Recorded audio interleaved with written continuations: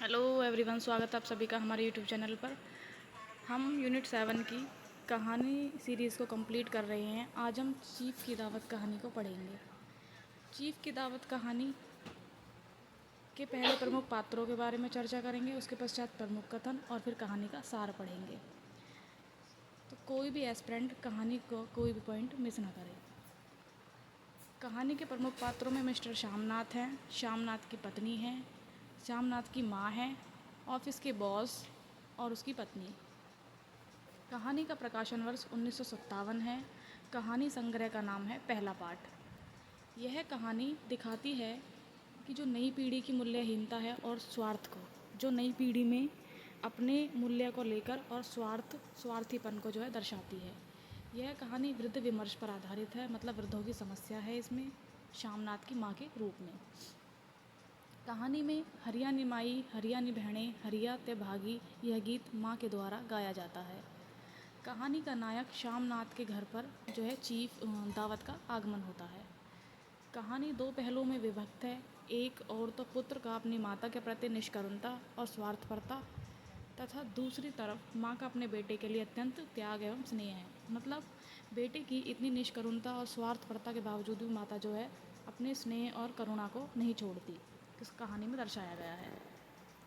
श्यामनाथ अपने बॉस को दावत अपने प्रमोशन करवाने के लिए देता है। दोनों पति पत्नियों के लिए माँ एक समस्या बन जाती है। इसमें मिसप्रिंट है। कहानी के प्रमुख कथन हैं। मगर कोठरी में बैठने की देरी थी कि माँ की आंखों से जो है छल छल आंसू बहने लगते हैं और वह दुपट्टे से बार बार पोंछती है, मगर उमड़ आते हैं। माँ के बार बार आंसुओं को पोंछने के बावजूद भी आंसू रुकते नहीं हैं और वो आंखों से लगातार बहते रहते हैं, जैसे बरसों का बादल उमड़कर आ गया हो। तो अम्मी तुमने तो आज रंग जमा दिया, तुमसे साहब बहुत खुश हुए। ये श्यामनाथ का कथन पूछा जा सकता है। माँ की छोटी सी काया बेटे के आलिंगन में सिमट गई। माँ की आंखों से आंसू बहने लगे। माँ ने दिल ही दिल बेटे के भविष्य की जो है कामना की। इतना सब कुछ होने के बावजूद भी माँ के मन में अपने बेटे के लिए आशीर्वाद ही निकलता है, कोई बद्दुआ नहीं निकलती। अब हम कहानी का सार पढ़ेंगे। आज मिस्टर श्यामनाथ के घर चीफ की दावत थी। श्यामनाथ और उसकी धर्मपत्नी को पसीना पहुँचने की फुर्सत न थी। पत्नी ड्रेसिंग गाउन पहने, उलझे हुए बालों का जूड़ा बनाए, मुख पर फैली हुई सुर्खियाँ और पाउडर को मले, और मिस्टर श्यामनाथ सिगरेट पर सिगरेट फूंकते हुए चीज़ों की हैरिस्त हाथ में थामे एक कमरे से दूसरे कमरे में आ जा रहे थे। आखिर 5 बजते ही तैयारी मुकम्मल होने लगी। मतलब 5 बजे से जो है लोग स्टार्ट कर देते हैं तैयारी को। चीफ जो आएंगे उनको डिनर का निमंत्रण दिया गया है। चीफ को जो है डिनर का आयोजन किया गया है कहानी में। कुर्सियाँ, मेज, तिपाइयाँ, नैपकिन, फूल सब बरामदे में पहुंच गए। ड्रिंक का इंतज़ाम बैठक में कर दिया गया है। अब घर का फालतू सामान अलमारियों के पोंछे और पलंगों के नीचे छिपाया जाने लगा।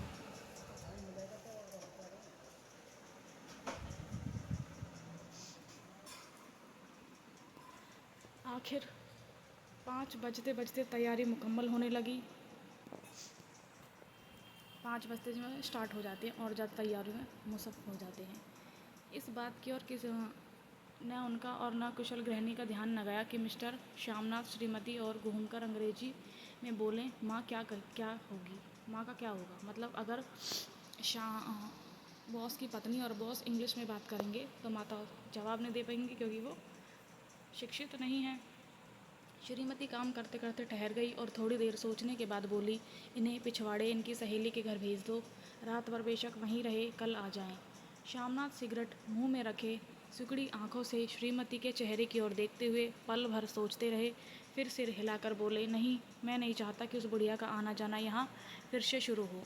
पहले ही बड़ी मुश्किल से बंद किया था। माँ से कहे कि जल्दी ही खाना खा के शाम को ही अपनी कोठरी में चली जाएं। मेहमान कहीं 8 बजे आएंगे, इससे पहले ही अपने काम सब निपटा लें। सुझाव ठीक था, दोनों को पसंद आया। मगर फिर सहसा श्रीमती बोल उठी। जो वह सो गई और नींद में खर्राटे लेने लगी तो शाम तो साथ ही तो बरामदा है जहाँ लोग खाना खाएंगे, तो इन्हें कह देंगे कि अंदर से दरवाज़ा बंद कर ले, मैं बाहर से ताला लगा दूँगा। या माँ को कह देता हूँ कि अंदर जाकर सोए नहीं, बैठी रहे।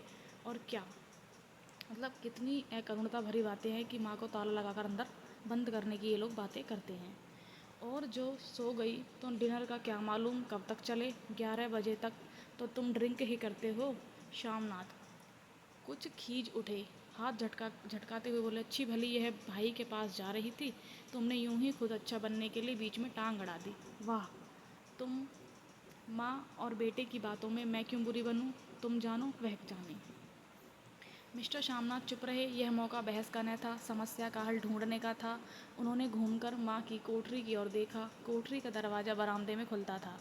बरामदे की ओर देखते हुए झट से बोले, मैंने सोच लिया है, और उन्हीं कदमों माँ की कोठरी के बाहर जा खड़े हुए। माँ दीवार के साथ एक चौकी पर बैठी दुपट्टे में मुंह सिर लपेटे माला जप रही थी। सुबह से तैयारी होते देखते हुए माँ का भी दिल धड़क रहा था। बेटे के दफ्तर का बड़ा साहब घर आ रहा है, सारा काम सुबेते से चल जाए। माँ अंदर ही अंदर सोचती रहती है कि जो भी कुछ ये लोग कर रहे हैं उसमें बढ़िया से सब कुछ निपट जाए। माँ आज तुम खाना जल्दी खा लेना, मेहमान लोग 7:30 बजे आ जाएंगे।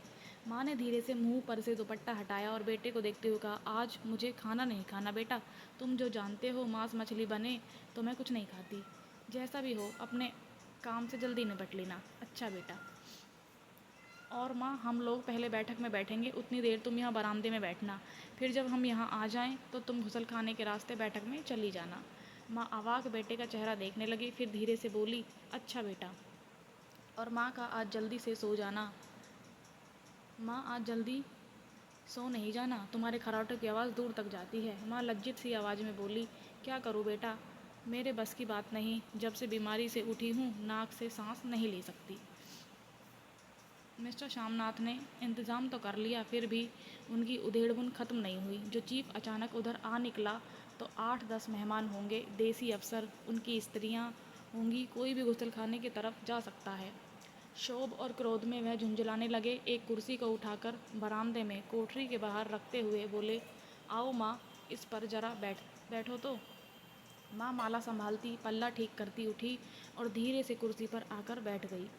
यूं नहीं माँ, टांगे ऊपर चढ़ाकर नहीं बैठते, यह खाट नहीं है।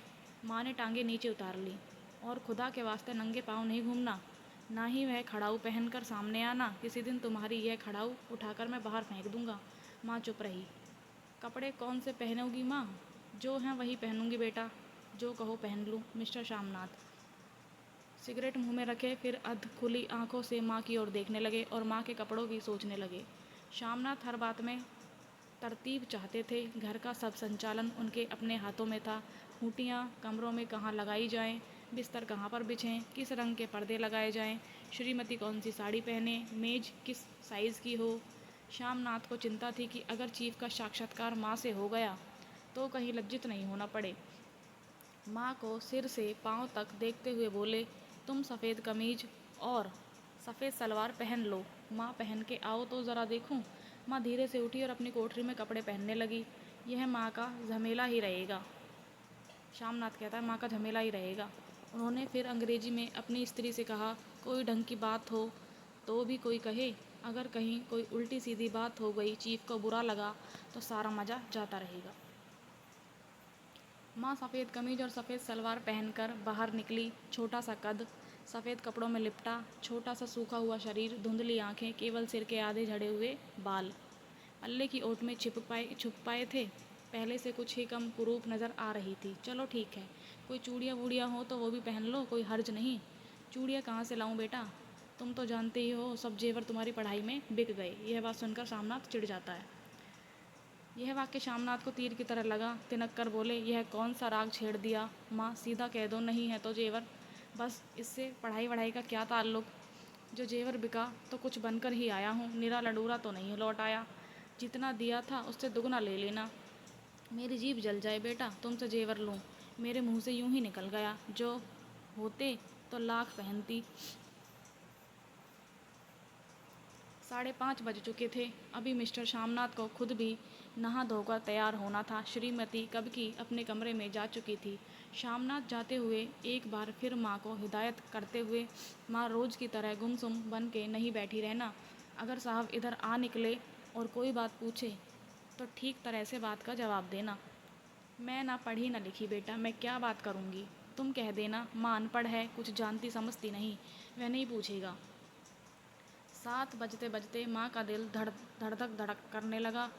अगर चीफ सामने आ गया और उसने कुछ पूछा तो वह क्या जवाब देंगी? अंग्रेज को तो दूर से ही देखकर घबरा उठती थी। यह तो अमेरिकी है, न मालूम क्या पूछे। मैं क्या कहूँगा? माँ का जी चाहा कि चुपचाप पिछवाड़े विधवा सहेली के घर चली जाए, मगर बेटे के हुक्म को कैसे टाल सकती थी। चुपचाप कुर्सी पर से टांगे लटकाए वहीं बैठी रही। पूछा जा सकता है कि जो जो चीफ है वो क्या है? वो अमेरिकी है। एक कामयाब पार्टी वह है जिसमें ड्रंक कामयाबी से चल जाए। शामनाथ की पार्टी सफलता के शिखर चूमने लगी। वार्तालाप उसी रो में बह रहा था जिस रो में गिलास भरे जा रहे थे। कहीं कोई रुकावट न थी, कोई अड़चन न थी। साहब को विस्की पसंद आई, मेम साहब को पर्दे पसंद आए थे, सोफ़ा कवर का डिज़ाइन पसंद आया था, कमरे की सजावट पसंद आई थी। इससे बढ़कर क्या चाहिए? साहब तो ड्रिंक के दूसरे तौर में ही चुटकुले और कहानियाँ कहने लग गए थे। दफ्तर में जितना रोब रखते थे, यहाँ पर उतने ही दोस्त परवर हो रहे थे। और उनकी स्त्री काला गाउन पहने, गले में सफ़ेद मोतियों का हार, सेंट और पाउडर की महक से ओतप्रोत कमरे में बैठी सभी देसी स्त्रियों की आराधना का केंद्र बनी हुई थी। बात बात पर हंसती, बात बात पर सिर हिलाती और शामनाथ की स्त्री से तो ऐसे बातें कर रही थी जैसे उनकी पुरानी सहेली हो। और इसी रो में पीते पिलाते 10:30 बज गए। वक्त गुजरते पता ही न चला। आखिर सब लोग अपने अपने गिलासों में आखिरी घूंट पीकर खाना खाने के लिए उठे और बैठक से बाहर निकले। आगे आगे शामनाथ रास्ता दिखाते हुए, पीछे चीफ और दूसरे मेहमान। बरामदे में पहुंचते ही शामनाथ सहसा ठिठक उठे। जो दृश्य उन्होंने देखा उससे उनकी टांगें लड़खड़ा गईं और क्षण भर में सारा नशा हिरन होने लगा। बरामदे में एन कोठरी के बाहर माँ अपनी कुर्सी पर ज्यों की त्यों बैठी थी, मगर दोनों पांव कुर्सी की सीट पर रखे हुए और सिर दाएं से बाएं और बाएं से दाएं झूल रहा था। मतलब नींद आ रही थी माँ को। और मुंह में से लगातार गहरे खर्राटों की आवाज़ें आ रही थी। जब सिर कुछ देर के लिए टेढ़ा होकर एक तरफ को थम जाता तो खर्राटे और भी गहरे हो उठते। और फिर जब झटके से नींद टूटती तो सिर फिर दाएं से बाएं झूलने लगता। पल्ला सिर पर से खिसक आया था और माँ के झरे हुए बाल आधे गंजे सिर पर अस्त व्यस्त बिखर रहे थे। देखते ही शामनाथ क्रोधित हो उठे। जी चाहा कि माँ को धक्का देकर उठा दे और उन्हें कोठरी में धकेल दे, मगर ऐसा करना संभव न था क्योंकि चीफ और बाकी मेहमान थे। माँ को देखते ही देसी अफसरों की कुछ स्त्रियां हंस दी कि इतने में चीफ ने धीरे से कहा, पुअर डियर। माँ हड़बड़ा के उठ बैठी। सामने खड़े इतने लोगों को देखकर ऐसी घबराई को कुछ कहते न बना। झट से पल्ला सिर पर रखती हुई खड़ी हो गई और ज़मीन को देखने लगी। उनके पाँव लड़खड़ाने लगे और हाथों की उंगलियां थर-थर काँपने लगी। माँ, तुम जाके सो जाओ। तुम इतनी देर तक क्यों जाग रही थी? और खिसकाई हुई नज़रों से शामनाथ चीफ की मुंह की ओर देखने लगे कि चीफ पता नहीं अब क्या कह दे इस बात के ऊपर। चीफ के चेहरे पर मुस्कुराहट थी। वह वहीं खड़े खड़े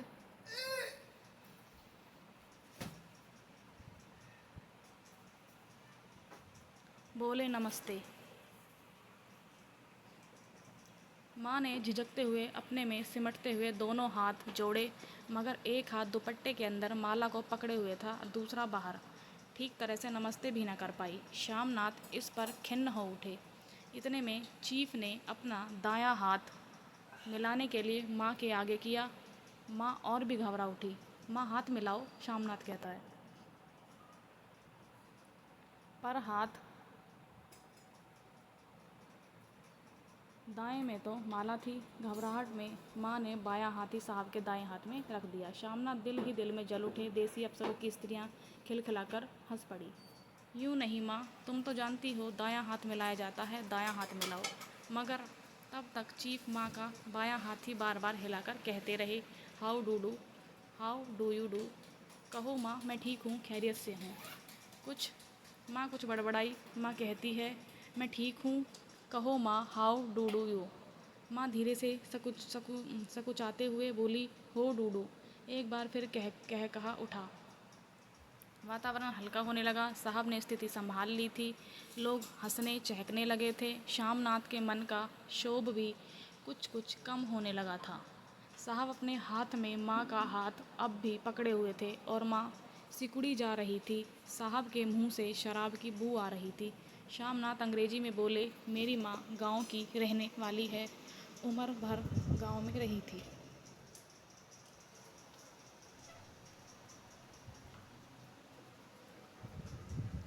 इसलिए आपसे लजाती है। साहब इस पर खुश नजर आए। बोले, सच? मुझे गांव के लोग बहुत पसंद हैं। तब तो तुम्हारी माँ के गीत और नाच भी जानती होंगी। चीफ खुशी से सिर हिलाते हुए माँ को टकटकी बांधे देखने लगे। माँ, साहब कहते हैं कोई गाना सुनाओ, कोई पुराना गीत तुम्हें तो कितने ही याद होंगे। माँ धीरे से बोली, मैं क्या गाऊंगी बेटा, मैंने कब गाया। वाह माँ, मेहमान का कहा भी कोई टालता है। साहब ने इतना रीझ से कहा है, नहीं गाओगी तो साहब बुरा मानेंगे। मैं क्या गाऊं बेटा, मुझे क्या आता है। वाह, कोई बढ़िया टप्पे सुना दो, दो पत्तर अनारा दे। ये गीत का नाम है, दो पत्तर अनारा दे।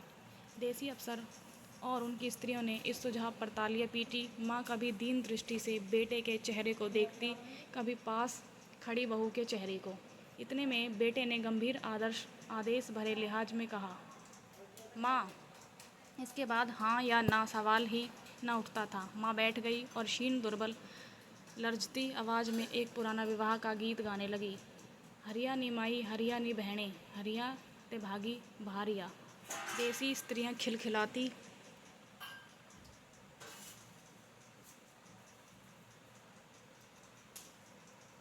के हंस उठी। 3 पंक्तियां गा के माँ चुप हो गई। बरामदा तालियों से गूंज उठा। साहब तालियां पीटना बंद ही ना करते थे। श्यामनाथ की खीज प्रसन्नता और गर्व में बदल उठती थी। माँ ने पार्टी में नया रंग भर दिया। तालियां थमने पर साहब बोले, पंजाब के गाँव की दस्तकारी क्या है। श्यामनाथ खुशी में झूम रहे थे। बोले, ओह, बहुत कुछ साहब, मैं आपको एक सेट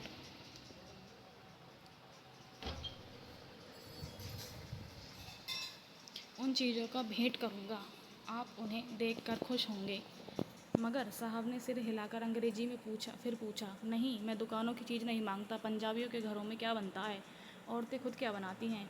श्यामनाथ कुछ सोचते हुए बोले, लड़कियां गुड़िया बनाती हैं, फुलकारियाँ बनाती हैं। फुलकारी क्या? श्यामनाथ फुलकारी का मतलब समझाने की असफल चेष्टा करने के बाद माँ को बोले, क्यों माँ, कोई पुराना फुलकारी घर में है? मतलब वो समझा नहीं पाता कि फुलकारी क्या है।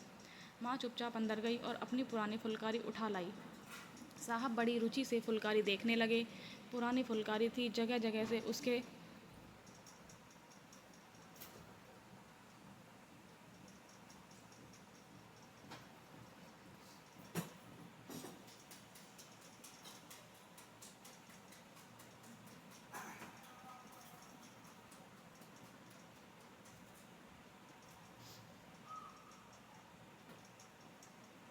माँ चुप रही, फिर डरते डरते धीरे से बोली, अब मेरी नज़र कहाँ है बेटा, बूढ़ी आंखें क्या देखेंगी। मगर माँ का वाक्य बीच में ही तोड़ते हुए श्यामनाथ साहब को बोले, वह ज़रूर बना देंगी, आप उसे देखकर खुश होंगे। साहब ने सिर हिलाया, धन्यवाद किया और हल्के हल्के झूमते हुए गानों की मेज की ओर बढ़ गए। बाकी मेहमान भी उनके पीछे पीछे हो लिए। जब मेहमान बैठ गए और माँ पर से सबकी आंखें हट गईं, तो माँ धीरे से कुर्सी पर से उठी और सबसे नज़रें बचाते हुए अपनी कोठरी में चली गई। मगर कोठरी में बैठने की देर थी कि माँ आंखों में छल छल आंसू बहने लगे। वह दुपट्टे से बार बार उन्हें पहुँचती, पर वह बार बार उमड़ आते, जैसे बरसों का बांध तोड़कर उमड़ आए हों। माँ ने बहुतेरा दिल को समझाया, हाथ जोड़े भगवान का नाम लिया, बेटे के चिरायु होने की प्रार्थना की, बार बार आंखें बंद की, मगर आंसू बरसात के पानी की तरह जैसे थमने में ही न आते हों। आधी रात का वक्त होगा। मेहमान खाना खाकर एक एक करके जा चुके थे। माँ दीवार से सट कर बैठी, आंखें फाड़े दीवार को देखे जा रही थी। घर के वातावरण में तनाव ढीला पड़ चुका था। मोहल्ले की निस्तब्धता श्यामनाथ के घर भी छा चुकी थी। केवल रसोई में प्लेटों के खनकने की आवाज़ आ रही थी। तभी सहसा माँ की कोठरी का दरवाज़ा ज़ोर से खटकने लगा। माँ, दरवाज़ा खोलो। माँ का दिल बैठ गया, हड़बड़ा कर उठ बैठी। क्या मुझसे कोई भूल हो गई? माँ, कितनी देर से आप अपने आप को कोस रही थी कि क्यों उन्हें नींद आ गई, क्यों वह ऊँघने लगी, क्यों बेटे ने अभी तक क्षमा नहीं किया। माँ उठी और कांपते हाथों से दरवाज़ा खोल दिया। दरवाजे खुलते ही श्यामनाथ झूमते हुए आगे बढ़ आए और माँ को आलिंगन में भर लिया। ओ अम्मी, तुमने तो आज रंग जमा दिया। साहब इतने तुमसे खुश हुए कि क्या कहूँ। ओ अम्मी। माँ की छोटी सी काया सिमटकर बेटे के आलिंगन में छिप गई। माँ की आंखों में फिर आंसू आ गए। उन्हें पहुँचते हुए धीरे से बोली, बेटा तुम मुझे हरिद्वार भेज दो, मैं कब से जाने की कह रही हूँ। श्यामनाथ का झूमना साहब बंद हो गया, सहसा बंद हो गया और उनकी परेशानी पर फिर तनाव के बल पड़ने लगे। उनकी बाहें माँ के शरीर पर से हट गईं। क्या कहा माँ? यह कौन सा राग तुमने छेड़ दिया? श्यामनाथ का क्रोध बढ़ने लगा। बोलते हुए, तुम मुझे बदनाम करना चाहती हो ताकि दुनिया कहे कि बेटा माँ को अपने पास नहीं रख सकता। नहीं बेटा, अब तुम अपनी बहू के साथ जैसा मन हो वैसे रहो। मैंने अपना खा पहन लिया, यहाँ क्या करूँगी? जो थोड़े दिन बचे जिंदगी बाकी बची है, भगवान का नाम लूँगी। मुझे हरिद्वार भेज दो। तुम चली जाओ तो फुलकारी कौन बनाएगा? साहब से तुम्हारे सामने ही फुलकारी देने का इकरार किया। मेरी आंखें अब नहीं रही बेटा जो फुलकारी बना सकूं। तुम कहीं और से बनवा लो, बनी बनाई ले लो। माँ, मुझे धोखा दे कहीं चली जाओगी, मेरा बनता काम बिगाड़ोगी। जानती नहीं साहब, खुश होगा तो मुझे तरक्की मिलेगी। माँ चुप हो गई, फिर बेटे के मुंह की ओर देखती हुई बोली, क्या तरक्की? क्या तेरी तरक्की होगी? क्या साहब तेरी तरक्की कर देगा? क्या उसने कुछ कहा? कहा नहीं, मगर माँ देखती नहीं कितना खुश था। कहता था जब मेरी माँ फुलकारी बनाना शुरू करेंगी तो मैं देखने आऊँगा कि कैसे बनाती है।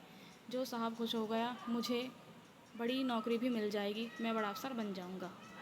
माँ के चेहरे का रंग बदलने लगा। धीरे धीरे उसकी झुर्रियाँ भरा मुँह खिलने लगा, आंखों में हल्की हल्की चमक आने लगी। तेरी तरक्की होगी बेटा, तरक्की यूं ही हो जाएगी।